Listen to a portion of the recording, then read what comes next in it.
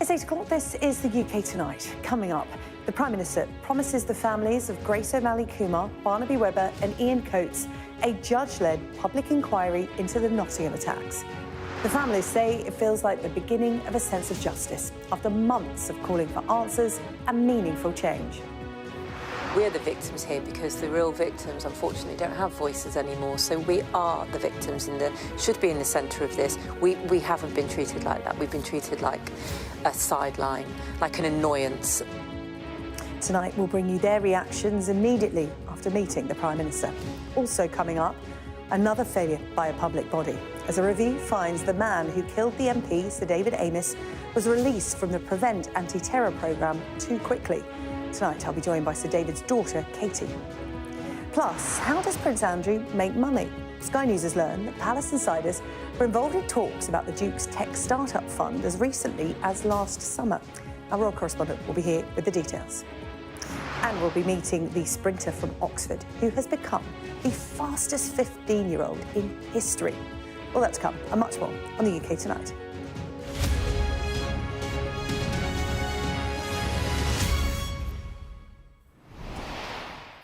All of that coming up in a few moments, but we're going to start tonight with breaking news. And it appears that negotiations to end the war in Ukraine have effectively begun. Donald Trump saying he's spoken to both the presidents of Russia and Ukraine and says both want to make peace, with negotiations to begin immediately. Let's get the latest now. We can speak to our Moscow correspondent, Ivor Bennett. Ivor, what do we know so far? Yeah, hi, Sarah-Jane. So speculation has been building for weeks, of course, that there was going to be contact at some point between Vladimir Putin and Donald Trump after the US president made it his mission to end the war in Ukraine swiftly. He's promised it for weeks, for months, but this is no less significant, this moment. It's a huge moment. It fires the starting gun on negotiations to end this nearly 3-year-long conflict. The two leaders had a phone call today. It lasted 1.5 hours, which is a really mammoth phone call, of course. Well, it wasn't just a courtesy call, clearly. It is amongst other things, they talked about Ukraine, the Middle East, Iranian nuclear program, energy, artificial intelligence, the power of the dollar, according to Donald Trump. But clearly Ukraine top of the agenda, with Donald Trump saying that he's instructed his teams to start negotiations immediately. And he also said that the two leaders had agreed to visit each other's countries. In a statement posted on his Truth Social platform, he said, we agreed to work together very closely, including visiting each other's nations. And the Kremlin, in its readout of the call, confirmed that Vladimir Putin had invited Donald Trump to Moscow. Now, the last US president to visit Russia was Barack Obama back in 2013. The visits then stopped, of course, because Russia had annexed Crimea in 2014. And it would be a real coup for the Kremlin, I think, if Donald Trump were to visit Russia, because, look, the so-called special military operation, which is the euphemism it uses for the war in Ukraine, wasn't supposed to end in a negotiation. It was supposed to be an outright victory. But the US president flying into Moscow on a peace mission, well, you can see how it would try and spin that as a victory over the collective West. So I think they would be very pleased indeed if Donald Trump did come to Russia. But that's not to say, despite Donald Trump's confidence in his ability to make a deal, that a peace deal will in fact be easy. Because there's one line that really jumps out to me in the Kremlin statement about this call that suggests that it might be tricky. It says that Putin mentioned the need to eliminate the root causes of the conflict. Now, to Vladimir Putin, the root causes of this conflict are NATO's eastward expansion and so-called Western aggression against Russia. That's what he claims started this war, rather than Russia's unprovoked invasion. And that, to me, suggests that Russia's red lines haven't softened ahead of these negotiations. Its red lines are that Ukraine must abandon its ambitions to join NATO and must give up the 4 territories that Russia either occupies in their entirety or part of in the east of Ukraine, so essentially cede territory. So that kind of maximalist position doesn't seem to have been diminished at all. And the big question is, where does this leave Ukraine? Because OK, negotiations are going to start, but this was a call just between two leaders. So is this bilateral talks, or will this be a talk with Ukraine or not? And that is a question Ukraine will be wondering fearfully, I think, tonight. Ivor, thank you. Ivor Bennett monitoring the situation, and there will be more on this breaking news at 9 o'clock with Yalda Hakim in The World. Now, after months of campaigning, this afternoon, the families of those killed in the Nottingham attacks were promised something that they have been crying out for, a public inquiry led by a judge, and they've been promised it within a matter of weeks. The families of Barnaby Webber, Grace O'Malley, Kumar and Ian Coates met the Prime Minister in Downing Street today, where he gave his word that they would be at the heart of the process. Well, shortly after that meeting, I sat down with Emma Webber, Barnaby's mum, and Sinead O'Malley, Grace's mum, and they gave me their reaction. I wanted and needed to hear one word today, and that word was statutory. Absolutely. Because we know and we knew that there was going to be a public inquiry, but I think we made our case quite clear last week why that had to be a statutory public inquiry, which will be judge-led, because only then will the truth come out.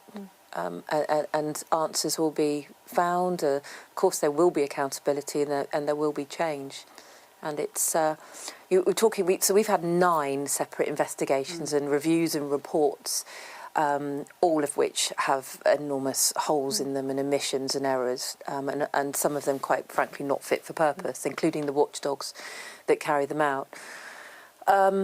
So we've had to endure that, and it has been a tortuous process. But the report that came out last week, the one from NHS England, I think it's worth pointing out that Sinead said there've been thousands of deaths through mental health homicide. The report last week, there's been over 600 of those of NHS England reports over the last 30 years. And in Nottingham alone, since 2000, there have been 50 deaths through homicide related to mental health illness. And I think when you understand those statistics, and that report last week wasn't a landmark watershed moment of a great new investigation into serious failures. What it was actually yet another report to go up on a dusty shelf, with recommendations that would maybe be partially implemented. But the truth speaks for itself, and the statistics speak for themselves. A lot of these recommendations have been made before. Yeah. And it's not rocket science. The recommendations are one thing, it's the implementation. That's it. Yeah, and accountability and absolutely. change. And we need to find out where patients are slipping through the cracks, particularly with reference to the NHS England report, why patients aren't being treated properly, where the pressures are.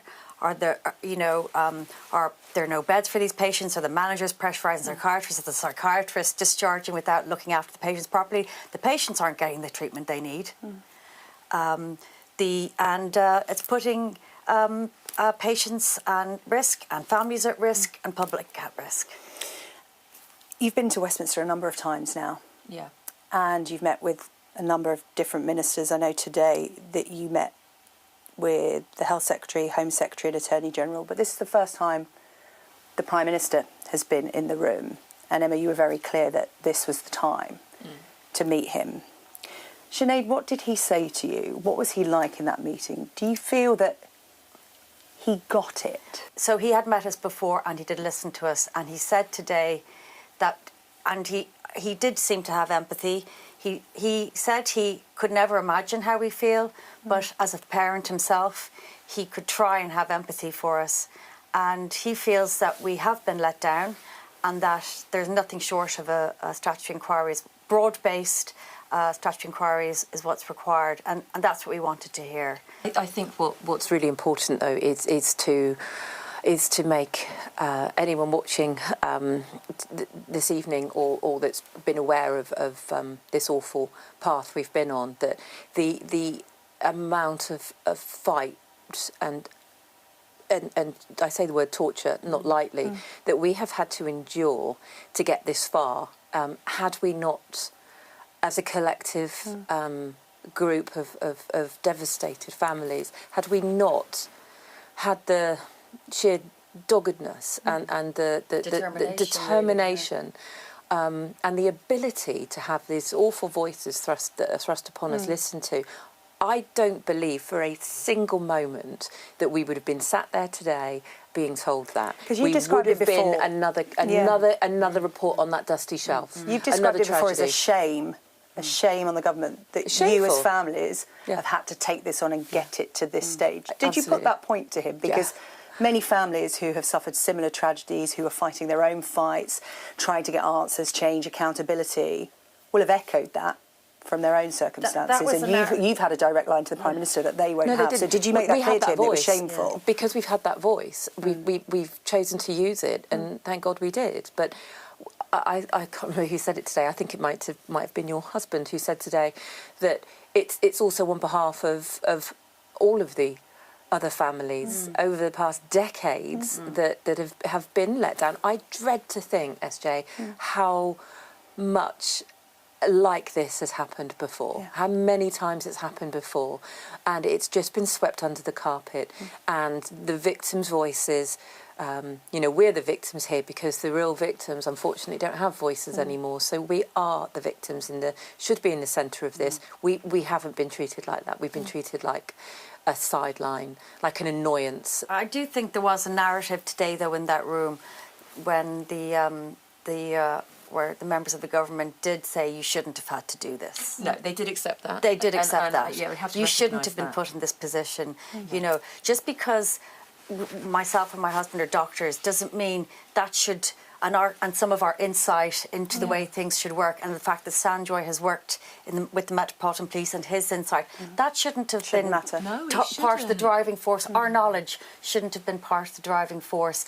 You know, we shouldn't. It shouldn't just be by chance that we're able to bring some of these arguments to the fore. And it's the whole family went in there today. Your sons as well, who have lost their siblings. And I've spoken to James before on the show about knife crime and his thoughts on it.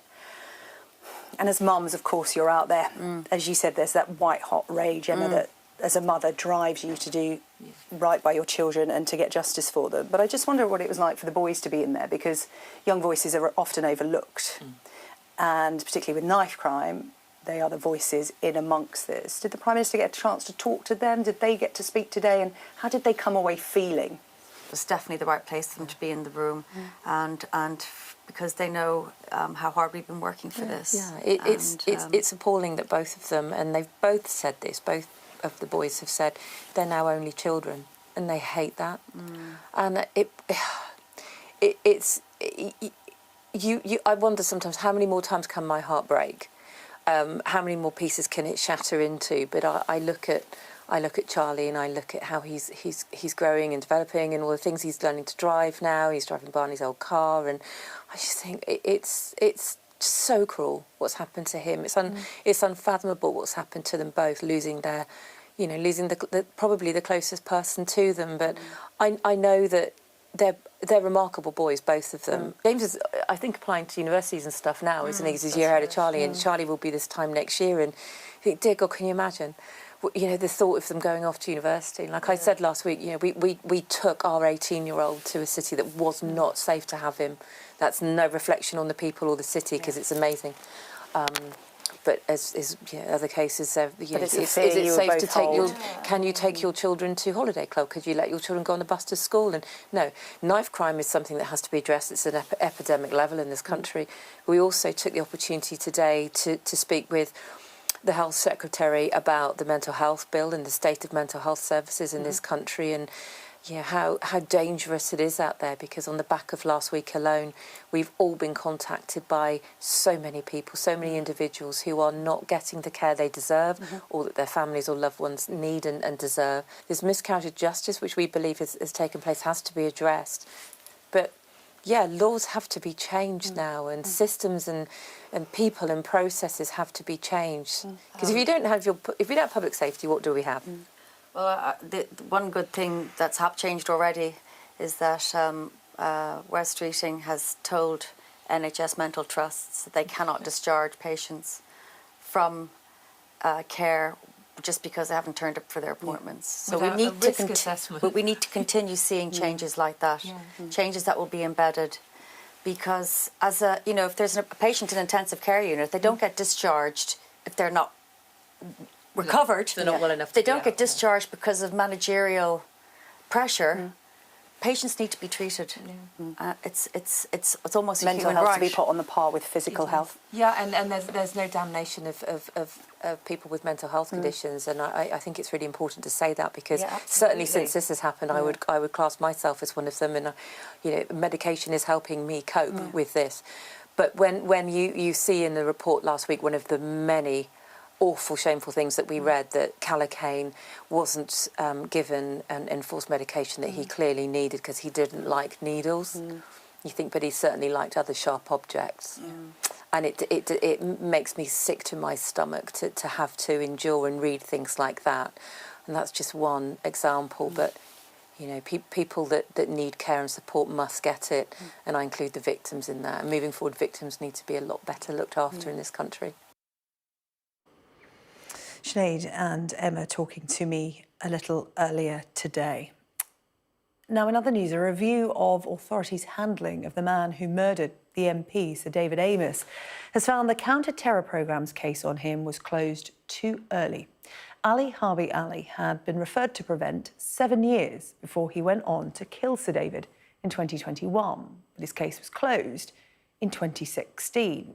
Security Minister Dan Jarvis today describing assessments of him as problematic, leading to questionable decision-making and what he called suboptimal handling. Well, Sir David's daughter, Katie Amess, joins me now. Katie, really good of you to come on tonight to talk about this. This report acknowledging failures, but no inquiry as to why these failures occurred and what next. You may have just heard some of my interview there with the families of the Nottingham victims today after months of fighting, getting their statutory public inquiry. You've been fighting for one for 4 years, only to be told no. How are you feeling tonight? I am so grateful that they get their inquiry, first of all, and my heart breaks, and some of the stuff that they were saying and how they've been treated as the victims is just abominable. So I'm so glad for them that they get the inquiry that they should have had back when it happened.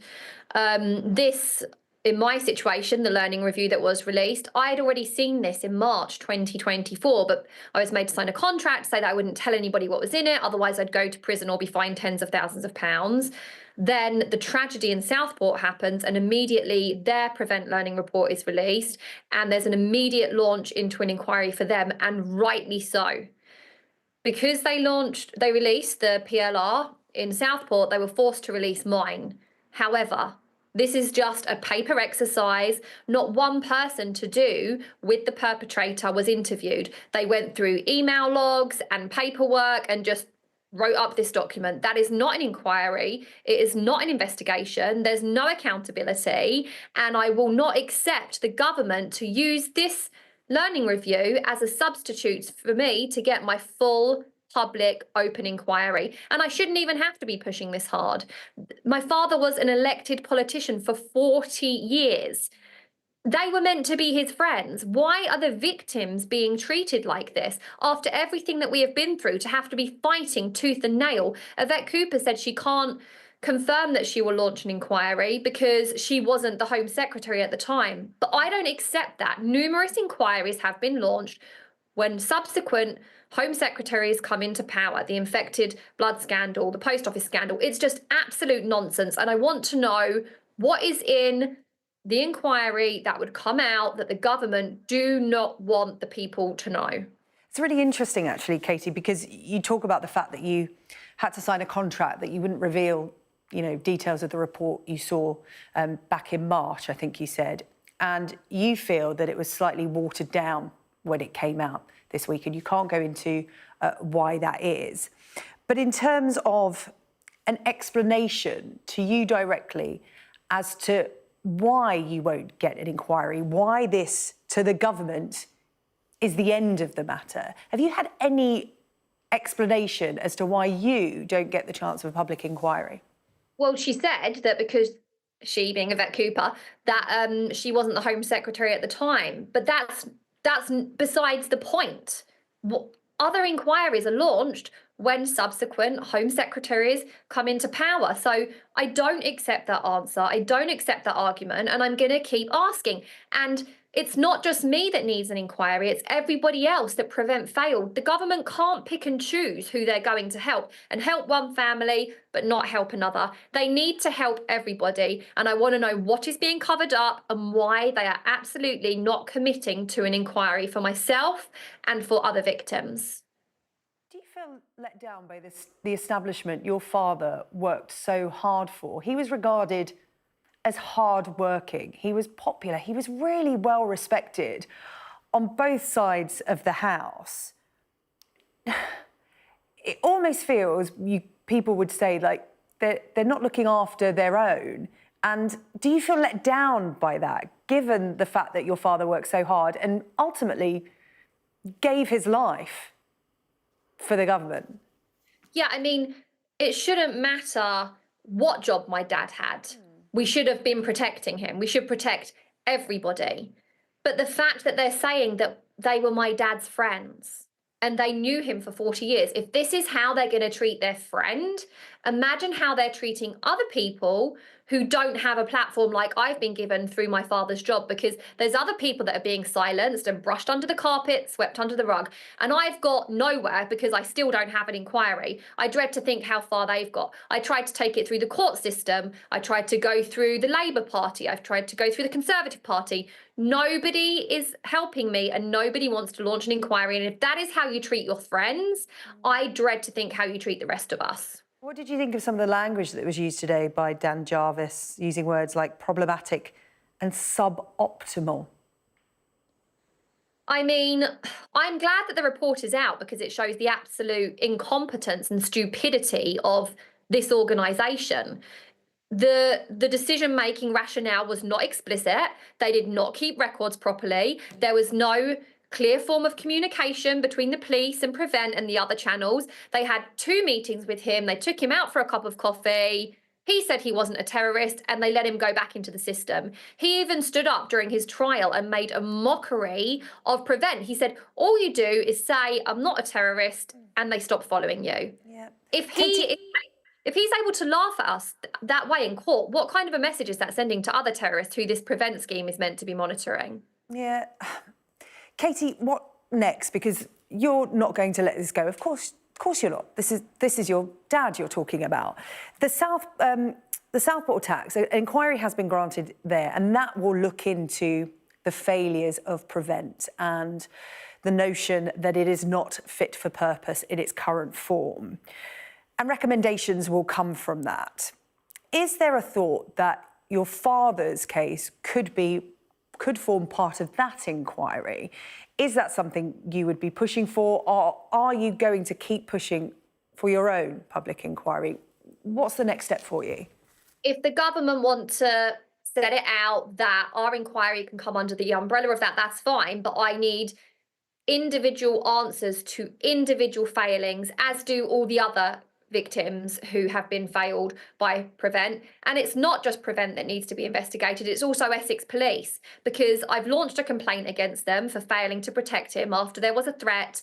They did absolutely nothing. They sent an unmarked police car past the house the night before. I don't know what that was meant to foil. They said it's not their policy to send police protection, even though there was a threat.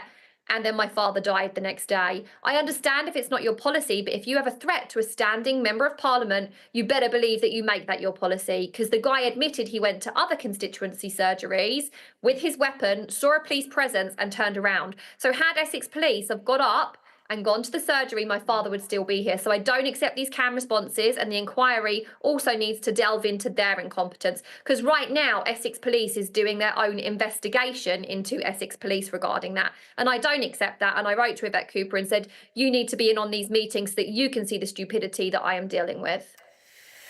Katie, it's been really good to talk to you tonight. Thank you so much. Katie Amess, this continues for you, your fight, and we will follow it here on Sky News, and we will speak again. Katie Amess, thank you so much for your time tonight. Appreciate it. Now, it has been a big question ever since Prince Andrew was forced to step back from royal duties. How is he making a living? Buckingham Palace says that as he's no longer a working royal, his financial affairs are a private matter. But Sky News has learned that Palace insiders were involved in talks about the Duke's tech startup fund as recently as last summer. Well, with me, our royal correspondent Rhiannon Mills. Hello, Rhiannon. Hello there. OK, so what are we looking at here? Oh, yeah, it's a very complex picture. OK. Remember, 2019, he was forced to step back from royal duties because of that disastrous TV interview. Ever since then, we've been wondering, well, what does it mean for him and how is he making money? The Palace have always tried to kind of swerve the issue. But we do now know that last summer, Buckingham Palace did hold a meeting with a tech startup company to talk about the future and how they might be involved in the future of Pitch at Palace, which was Prince Andrew's kind of Dragon's Den style initiative where he helped tech startups to kind of get money. Now, the Palace, why this is interesting is the Palace have always said he is now a private individual, he's not a working royal, this is not one to do with us. But this meeting happened at a time when the King was still funding his brother. So we understand that they invited in Startup Bootcamp, this company that were interested in the Pitch at Palace network. I'm told that the King's advisors weren't involved in any kind of specific negotiations, but I think what they did want was reassurance about what any future contact could mean for members of the royal family and any potential embarrassment. It all ties in with the fact that the King was trying to stop funding Prince Andrew but make sure that he was getting legitimate sources of income. Now, it also comes at a time when we are learning more about how important Prince Andrew saw Pitch in terms of his future income. And this has all been coming out through documents. Do you remember that story we were talking about, the links between Prince Andrew and the Chinese spy?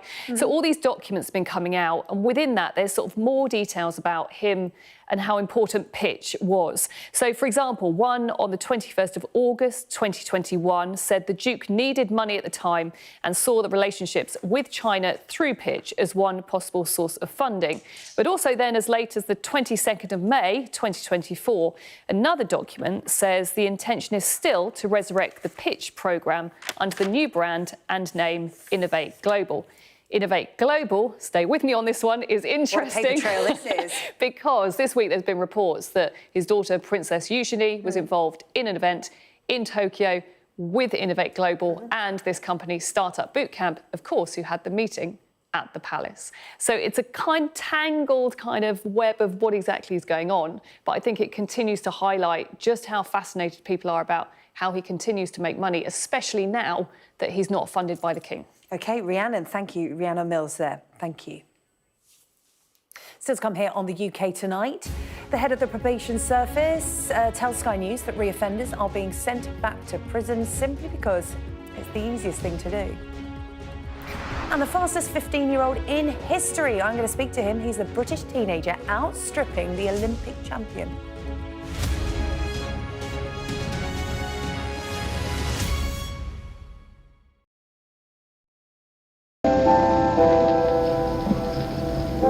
I'm Stuart Ramsey, and I'm Sky's chief correspondent.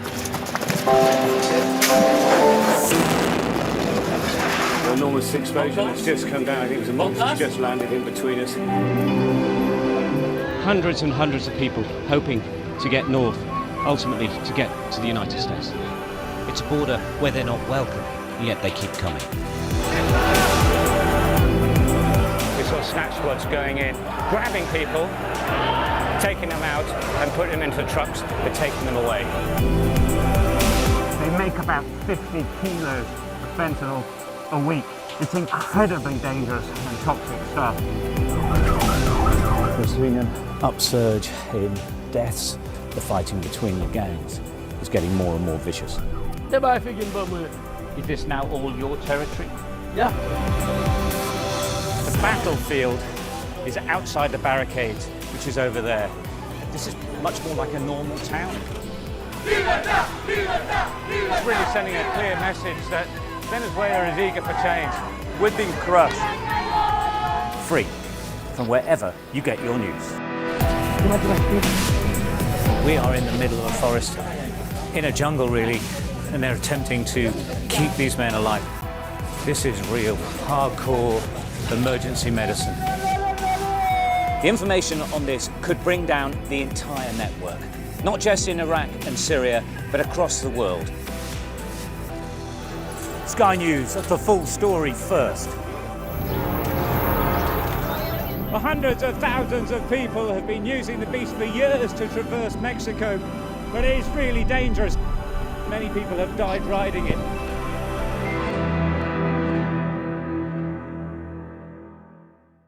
Mandatory evacuation, you must leave! For many people, Harvey is far from over. People here believe the water will be this deep for weeks. I'm Greg Milam and I'm Sky's chief North of England correspondent. Are you trying to run me over, Sir Philip? No, go away. Look like it, sir. Will you respond to those who made accusations, Sir Philip? Can you go away? Sky News, the full story first.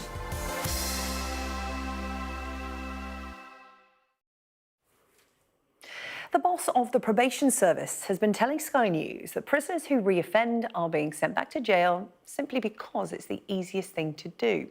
The recall population in England and Wales, that's inmates who have been sent back to prison after release, has more than doubled in the last decade and now accounts for 15% of the total prison population. It's led to warnings that offenders are becoming trapped in the criminal justice system, as Sky's Molly Malone reports. Packing up and preparing for prison, Denzel was released last year after serving a sentence for robbery charges. Now he's been recalled to jail, not for committing a further offence, but for not remaining at a set address, a breach of his licence conditions. I feel like I'm being punished for being homeless. It means I'm in university right now. I'm going to end up having to redo the year again and starting over again. At the end of the day, they view us as criminals, and that's what we'll forever be. Sky News filmed with Denzel as he went to police custody after being recalled. He's now back in prison. The government said he was still serving his sentence, and so by law, he needed to be monitored and in suitable accommodation. His situation, though, isn't a one-off. When we filmed inside HMP Elmley in the autumn, most people reference the same problem. I'm seeing a lot of people that are going and they're coming back. We release a lot of people and they're homeless, and then they come back within 3 days. Cut the recalls down, then the prisons will be empty. The recall population in England and Wales has more than doubled in the last decade, now amounting to 15% of the total number of people behind bars. Most people, almost 3/4, are being recalled for non-compliance, like not turning up for or missing probation appointments. Less than a quarter being recalled for further offending. Today, the Justice Secretary set out plans to reform the probation service, with more of a focus on those that pose a greater risk. Hello, good morning, everybody. And supporting lower-level offenders before things escalate, to help reduce reoffending and the rate of recall. You've talked a lot about reoffending. Most of the people being sent back, recalled to prison at the moment, aren't reoffending. Recalls, as you know, are at record levels. How big of a problem is it? Ultimately, that rate of recall in terms of prison sustainability isn't sustainable, so something will have to change. But I do hope that the changes we're announcing today, by getting the shift in time and the focus of time for probation officers onto those high-risk offenders, should ultimately lead to fewer recalls, because they get more time to engage with a person, they get more time to put in place the interventions that are needed to stop that individual from spiralling. For Denzel, those interventions didn't exist. There was no accommodation, so he was recalled. He was in prison for serious crimes, but now feels the system is failing him. Molly Malone, Sky News. Well, Molly's with me now. And Molly, we were just talking during your report, and I said, why should we care? And you made a really good point. These people have served their time, but because they have nowhere else to go, they end up back in prison. Yeah, it's exactly that. It's a complex picture because there will be people that say, look, there are rules, there are laws, and the rules are licence conditions. Yeah. Part of those licence conditions for lots of people like Denzel is that they have to report to stable accommodation. His situation was such that he left prison, he had somewhere to stay, he then didn't have somewhere to stay, he engaged with probation. To tell them what was going on. There were certain parts of London he couldn't go to, so part of London where his mum lived, he was banned from going to as part of his licence conditions. Because that's where he got into trouble originally, so that's part of his licence conditions. So he can't live with his mum, so he doesn't have accommodation. He kept telling probation that, probation accepted that, but they couldn't find him a suitable accommodation. He goes back into prison.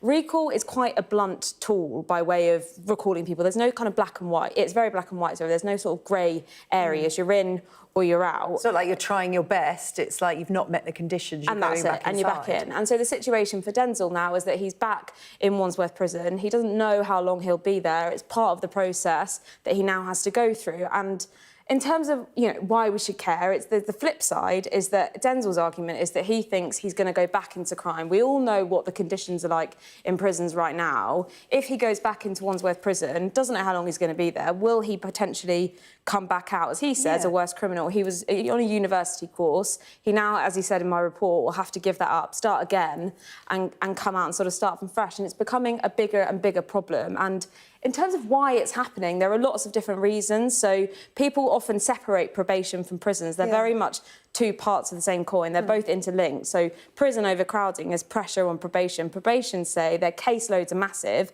The Chief Inspector of Probation is saying, well, a lot of the time now, you've just got probation officers that say, hey, look, it's easy for me to just send them back to prison to get them out of my worry zone. And that's that. And they're 15% of the prison population, which is overcrowded. Yeah.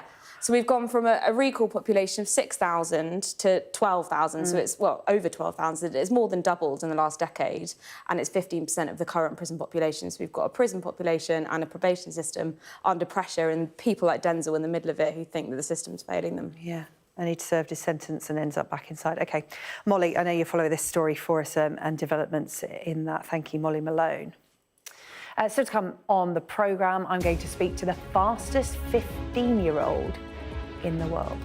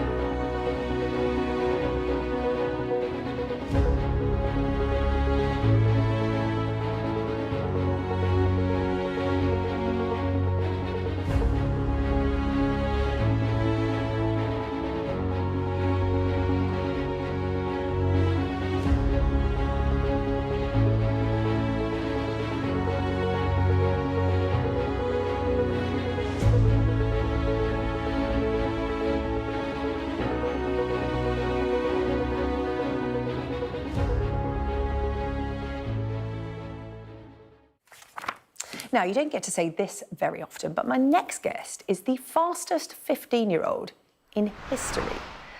Divine Eheme from Oxford broke the 60-metre world record for his age group last month, and he's only just behind the British under-18s record. But even more impressive than that, last year he ran the 100 metres in 10.3 seconds, an under-14 world record, almost a second quicker than Olympic champion Noah Lyles at the same age.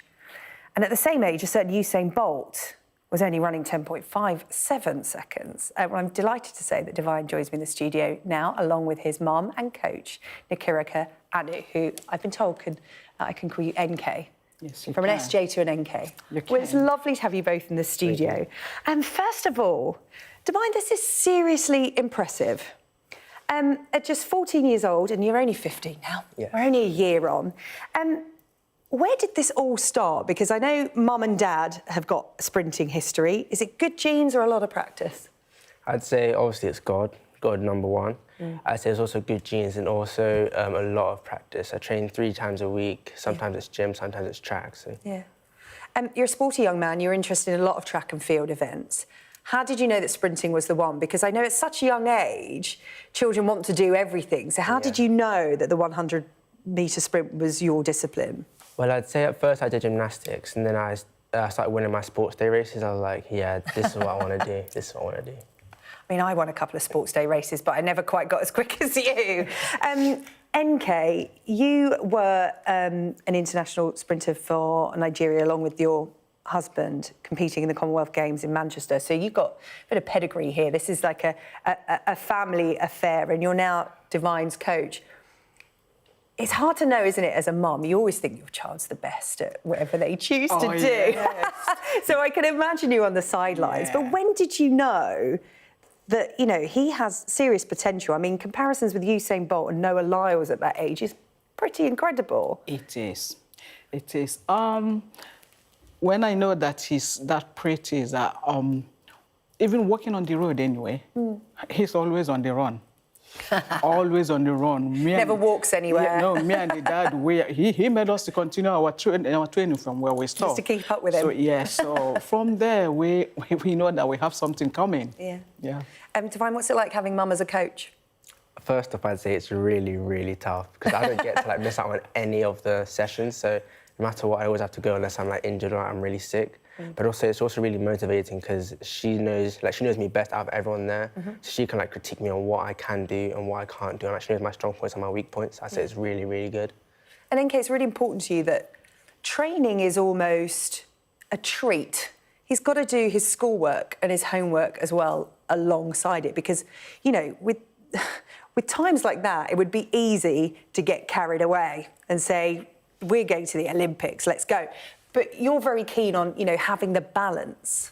Yeah, because we know education is very important, as I always said, because after athletics, after sports, it has to back up with education. So whenever it comes to training, it's very important, but his education, if you want to go to training today because he loves his training. Yeah. He loves his training. Even at home, sometimes he do. Well, for him to go to training, he has to do his homework. Yeah.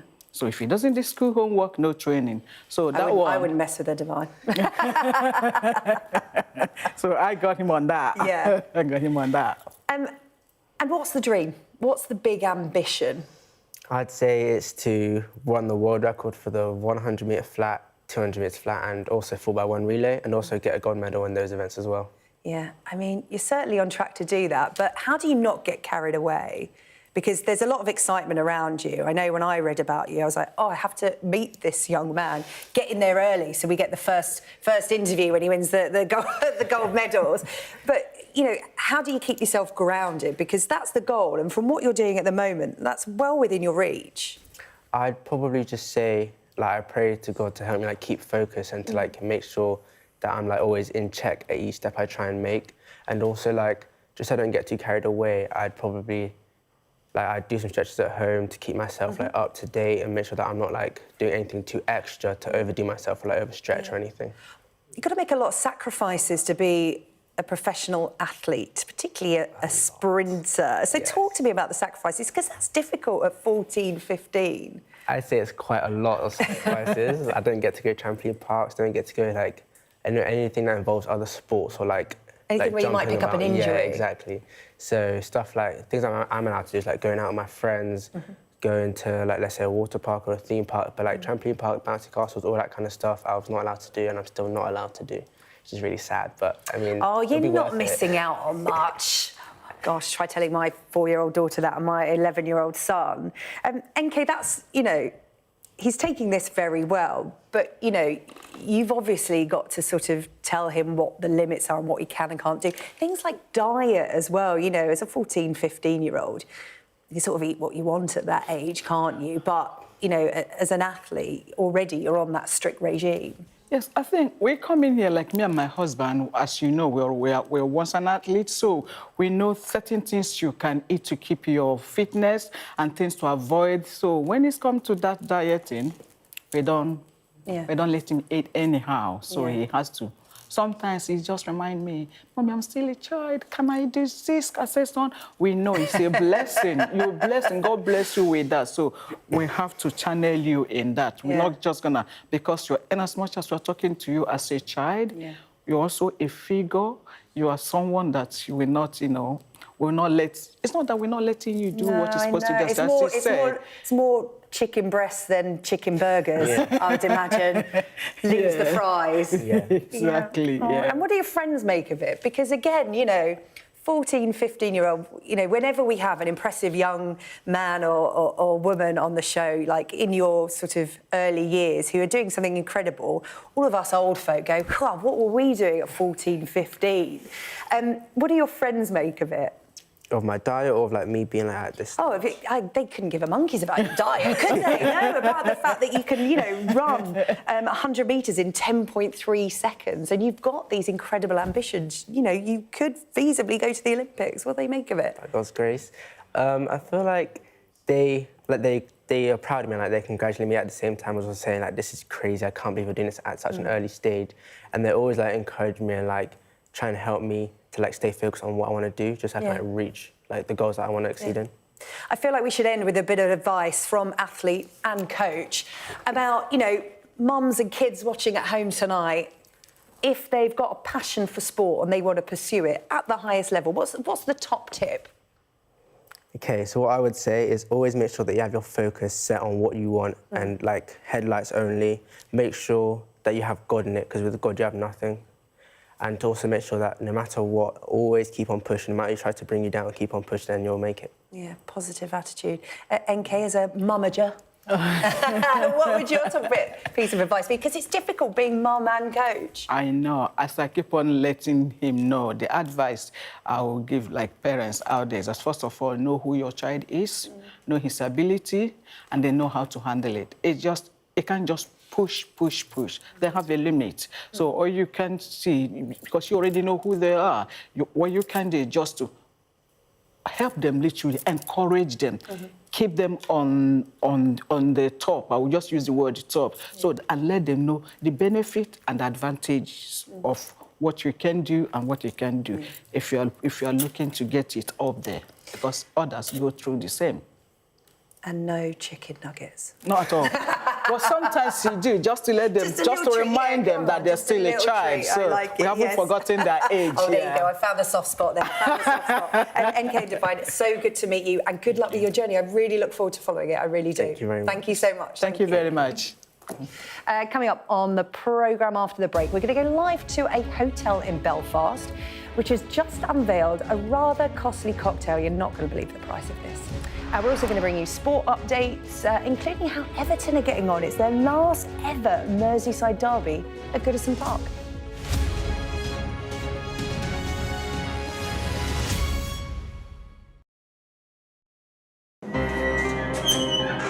We've come to one of Moscow's Cold War bunkers. It was built as a top-secret command centre. Being here really feels like you're stepping back in time. I'm Ivor Bennett, Sky's Moscow correspondent. A show of military might and menace. Courage, bravery and sacrifice will win the day. It's a new subject. They'll learn about combat drones and some how to handle a Kalashnikov. The Kremlin continues to put forward its own version of events, both present and past. There's no mention of the fact that Russia invaded its neighbour. That's rewriting history, isn't it? Now read it carefully. Vladimir Putin put forward his plan for a ceasefire in Ukraine, telling Kiev, pull out of your eastern territories and the war will end. Why should the West trust you? Frankly, I don't care whether the West trusts us or not. Vladimir Putin is already the Kremlin's longest-serving leader since Stalin. The question is, what will a fifth Putin term mean for Russia and the world? Why do you support Vladimir Putin, Mr. Segal? I can't answer questions that stupid. I've watched Vladimir Putin attempt to create a new world order. The St. Petersburg Economic Forum was the backdrop to Vladimir Putin's latest verbal volley that Russia could send missiles to other nations to target the West. Ambassador, I wonder, shall we have a quick word for Sky News? Is the West right? Are you fueling Russia's war machine? Swedish media, oh my God, you're not afraid of being here. American journalist Evan Gershkovich is on trial here, but was first on display. Russia says Evan Gershkovich was caught red-handed, but has never produced any evidence to back that up. Sky News.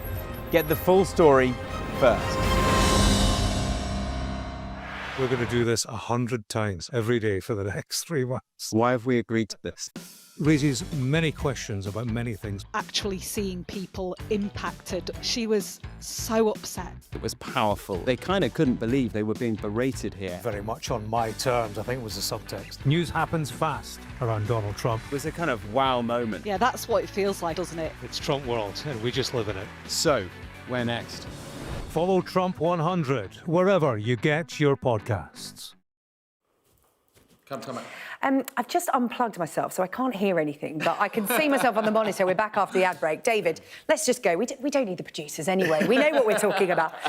We're going to look at tonight's Merseyside Derby, the last one at Goodison Park, midweek, under the lights. Yeah. This is a really special thing. Yes, I mean, it is. Goodison Park is a grand old ground. You know, it's a proper old school football ground. You know, it's not Wooden a bowl. seats in the main stand, right, yeah. You've in been residential there. area. It's tight, you know, it sounds ridiculous to say this. It's rectangular. A lot of modern stadiums are not, no, just so you're a bit aware. round or a bit oval. Yeah, now, aren't exactly. They? They're bowls. Yeah, Wembley's a bowl, the Emirates is a bowl, etc. Oh yeah, we call them bowls, don't we? They're bowls. But yes, and it's the classic fixture. Obviously, it's the Merseyside Derby, and also it's the league fixture, the top league fixture with the most red cards in it. which I think you can probably guess. You know, these two are huge rivals. It's red versus blue, but there are sort of added elements to this particular Merseyside Derby because it is the last one at Goodison Park. Everton move to their new stadium, Bramley Dock, next season, where they will start next season. So this is a key fixture, just to really say goodbye to Goodison Park. In terms of the game itself, 133 years. Yes, and 120 Merseyside derbies there as well. And they actually level on wins. So whoever wins this one, it tips it permanently in favour, red or blue. And in terms of how it is going, by the way, at Goodison Park, it is 1-1 between Everton and Liverpool. Everton taking the lead through Beto, Jared Branthwaite with the pass-through for Beto in the opening goal. It was a very cleverly worked goal, like straight off the training ground. And yeah, you can kind of get a sense here of the atmosphere, of the arrivals, of the anticipation. You know, everyone wants to see the players get off the coach, and it's such a special occasion. Then Liverpool actually equalised, by the way, through Alexis McAllister. It was Mo Salah who created the goal, and McAllister the backward head of it. Again, like we're just looking here at some of the images from derbies gone by. It's always red versus blue. It's always. If you're not from Liverpool, it's always the fixture that if it's televised, you sit down and watch if you're not lucky enough to be there. Yeah. No, it's in the diary absolutely every single season, both at Anfield and at Goodison Park. 1-1 as it stands. Of course, it's the first one back for David Moyes as well. We'll keep you up to date with that. Staying connected is vital for business. Sky Business sponsors this report.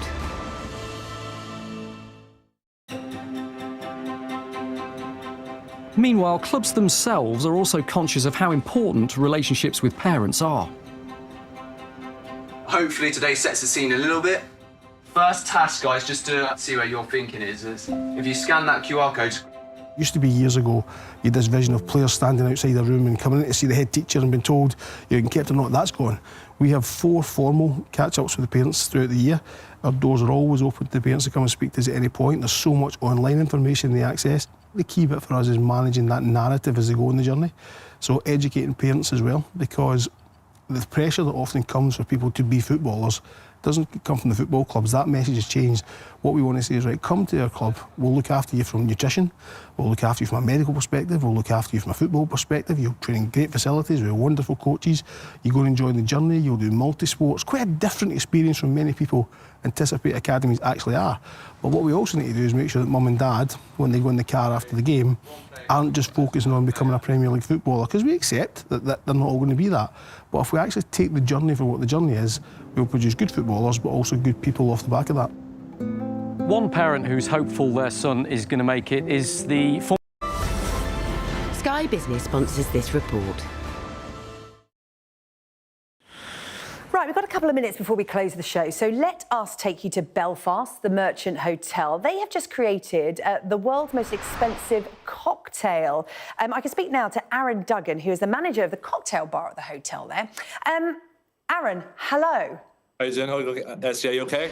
Yeah, I'm really good, thank you. I was really looking forward to tasting this cocktail, but we're remote, so I can't. I was looking forward to seeing this cocktail, but you can't make it. It's so expensive because the rare Irish whiskey you use costs £4,000 a bottle, so you weren't going to open it for us tonight. Talk me through the cocktail. So basically, we use Middleton Florida Troncoise, which is an Irish whiskey. It's aged in French oak, which is why it is so expensive. But it's also got 13 to 37-year-old whiskey that's just blended inside. There's only 1,000 bottles available in the world, and we were fortunate enough to be able to buy a bottle, which is why we were able to put it on the menu for ourselves. OK, Aaron, who's buying this cocktail, do you think? Because at £1,000 a pop, that's like a month's rent. Yeah, well, it is going to be a very niche market. I mean, there's people who collect whiskey who will be interested. The bottle itself, like I said, it's a collector's item, so they're not going to open it at home. So we have it on the menu. It'll be an opportunity for the people who actually have a bottle to come in and actually try it themselves. Well, do you know what? I think it's actually quite a good ploy, because if they're willing to spend £1,000 on a cocktail, imagine the tip they'll leave. But this has created quite the buzz, hasn't it? It has. Tonight's our launch of the new menu. So this new menu's been we deliberate love. We've been trying to start building this menu about January last year. So it's taken about 12 months to get to the menu I have on today. And some of the drinks on there have been taking about 2.5 years to actually make. So yeah, it's been taking a long time. It's not just thrown together, is it, Aaron? Can I offer you a bit of advice, which I'm sure you know already? If somebody gets a bit tipsy and orders that cocktail, take the money in advance. Aaron, really good to meet you and speak to you. Aaron Duggan there, cocktail bar manager at the Merchant Hotel. Good to see you. That's it from us. The World is Next with Yalda. See you tomorrow.